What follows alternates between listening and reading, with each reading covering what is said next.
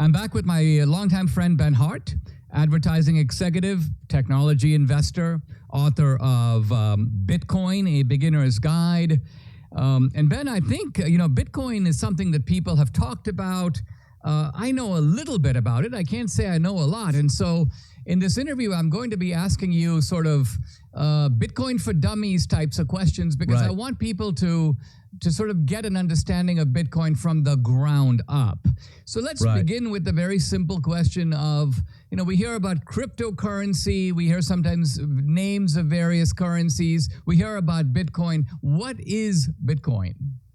Yeah, Bitcoin is the first successful digital money, and it's the only truly decentralized digital money, meaning that nobody owns Bitcoin. It can't be controlled by government. It's not controlled by any person. It's not owned or controlled by any one person or any small group of people. It's a decentralized, synchronized ledger of transactions that's distributed every 10 minutes to a network of about 1 million computers, 1 million miners and validating nodes across the world. It's the only digital currency digital money that's been able to achieve true decentralization, and that really is what makes Bitcoin unique. Now, Bitcoin the first transaction occurred in 2010, commercial transaction when Laszlo Hanyecz bought 2 Papa John's pizzas for 10,000 Bitcoins, which works out to about 1/3 of 1 penny. And today, Bitcoin is 56,000, I think, per coin, 57,000. You described it sort of in almost abstract terms as a ledger, a financial transaction, but then you also referred to mining, which would imply that there was some physical basis or commodities behind it. What's the connection between the mining and the ledger? Mining gets kind of into the complicated stuff, but I'll tell you, try to do it quickly. Okay, so this ledger is updated every 10 minutes, and it's distributed. It's distributed to about 1 million miners and nodes out there.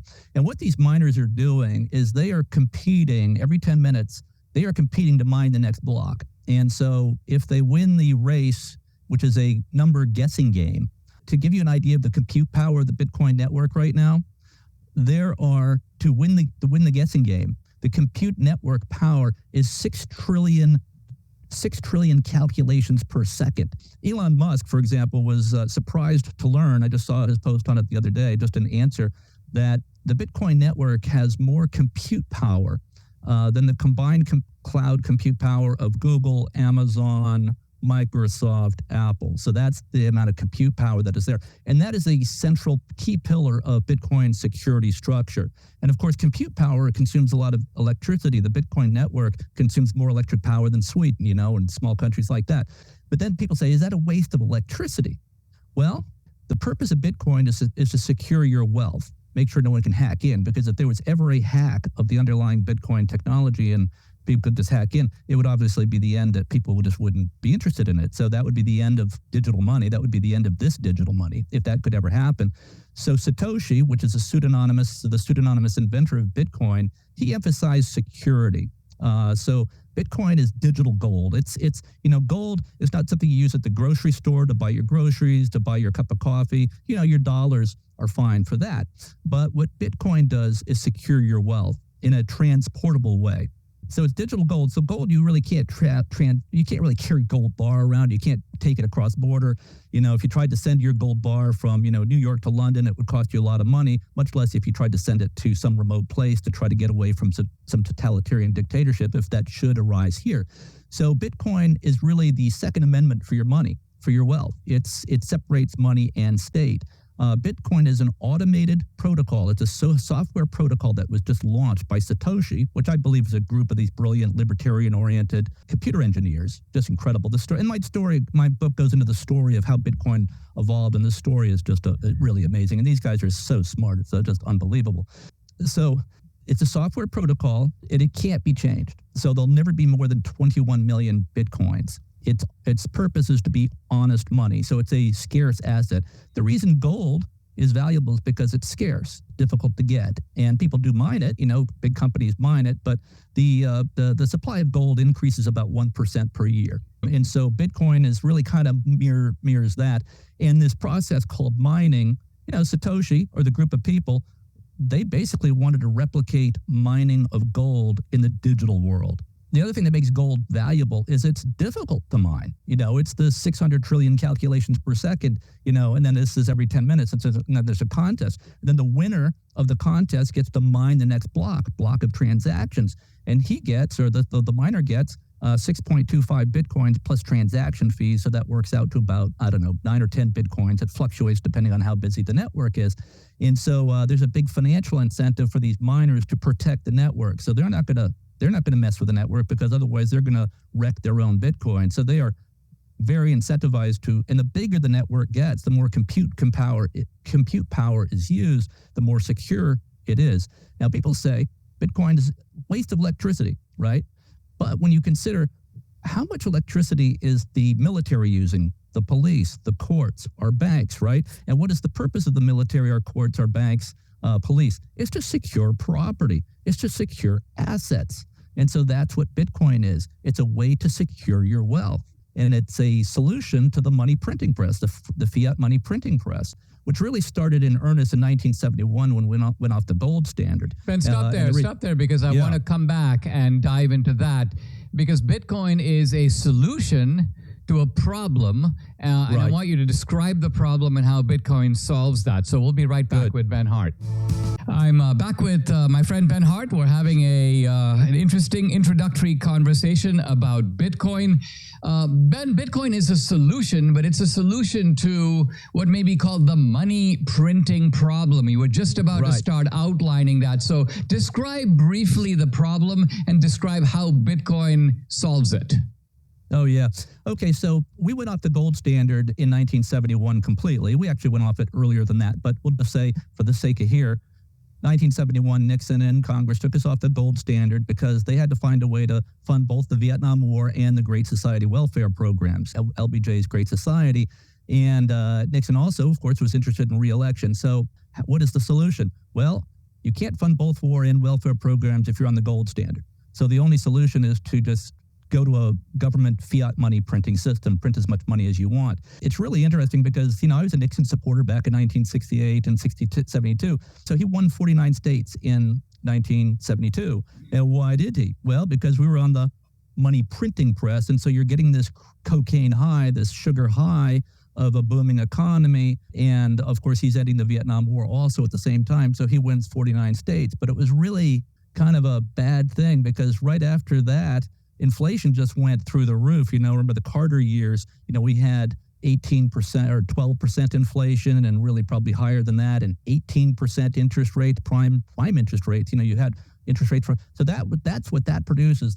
So what they did then is they kind of scaled it back. The Volcker came in and kind of ratcheted it back down, and it caused a huge recession, right? But he had to do it because he wanted to put us back on honest money, but also because the world is on the dollar standard. So even though we have a corrupt money system, a money printing system, we are actually the best currency in the world. So the rest of the world is buying dollars. And the only reason our economy stays afloat is because the rest of the world is buying dollars. But if ever the rest of the world stops buying dollars, all the dollars will become worthless, and it basically everything will implode.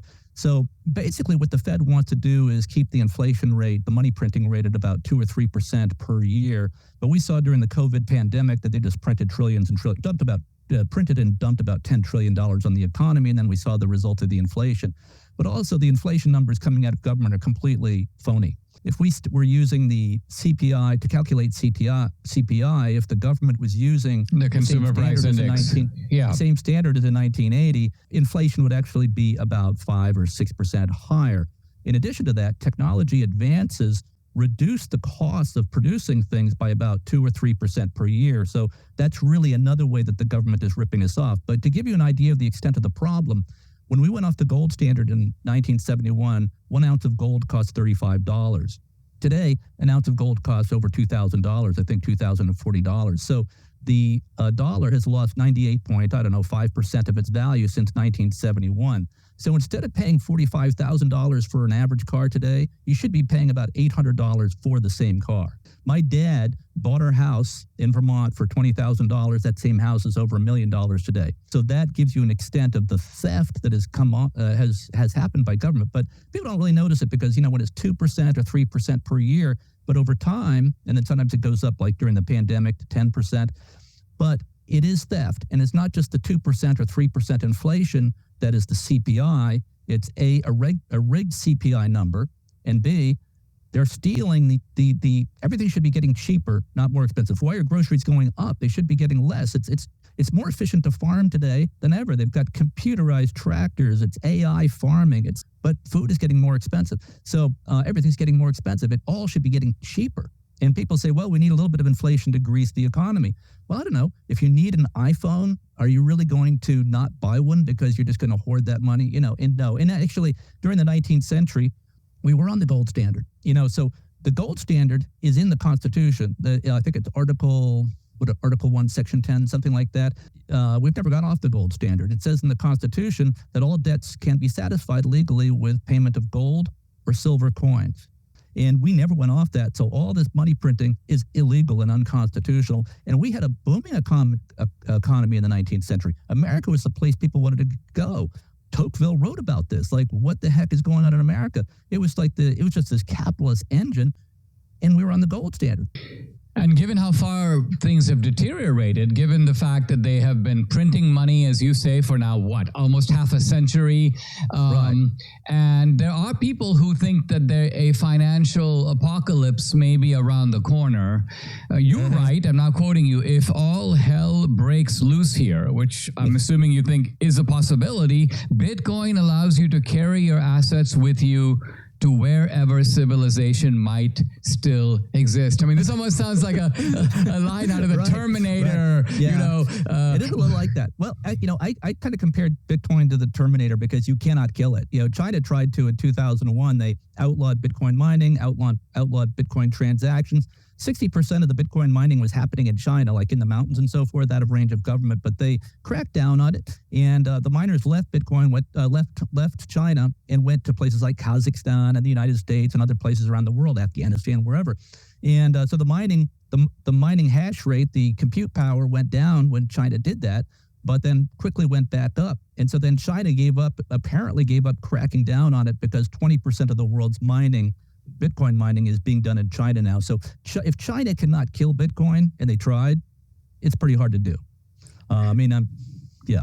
This is a fascinating book, guys, because it has chapters called, how Bitcoin fixes corrupt fiat money printing, why much of the world wants to get out from under the US dollar. Bitcoin is your defense against big tech's emerging push-button totalitarianism. And then finally, Bitcoin is an extension of the American idea. So check it out. The book is by Ben Hart. By the way, you can follow Ben Hart on X at benhart_freedom.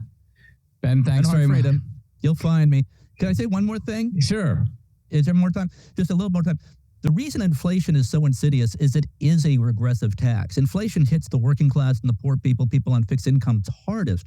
People like you and me, or people in the top 5%, 1%, we can afford to buy things that tend to appreciate in value, like real estate, the S&P 500 index fund, things like that. That appreciates in value in relation to the dollar, right? But if you're like on a fixed wage and you're getting, you're getting killed by inflation. So basically this money printing press is a giant wealth transfer program from the poor to the rich, to the lower classes to the rich. You mentioned about the economic collapse, the $34 trillion national debt, and I think it's going to be $100 trillion pretty soon. And they'll just print money to pay the interest rate to keep the Ponzi scheme going, basically. But what happens is they have to print money at faster and faster rates in order just to keep up with the interest rates and the rising debt, the 100 trillion, the 200 trillion debt.